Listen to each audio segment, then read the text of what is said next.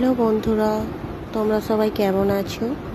আমি তোমাদের সাথে একটি মিনি ব্লগ শেয়ার করছি।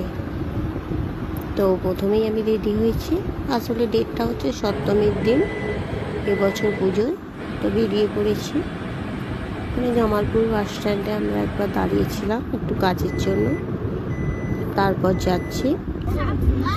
যেতে যেতে রাস্তায় এই প্যান্ডেলটা দেখতে পেলাম, তো মনে করলাম যে দাঁড়িয়ে দেখা যাক, কারণ আমরা যাচ্ছি পুরী। তো পুরী গেলে তো কোনো ঠাকুর দেখা হবে না। তো রাস্তাতে নেমে পড়লাম আমরা সবাই, দাঁড়িয়ে ঠাকুর দর্শন করলাম, একটা সেলফিও তুললাম, দিয়ে বেরিয়ে পড়লাম। আবার রাস্তায় যাচ্ছি। প্রথম আমরা দাঁড়াবো হচ্ছে কোলাঘাট। তো এটা কোলাঘাটের আগে, লোকেশনটা ঠিক বলতে পারছি না। তো এখানে আমি, দিদি, দাদা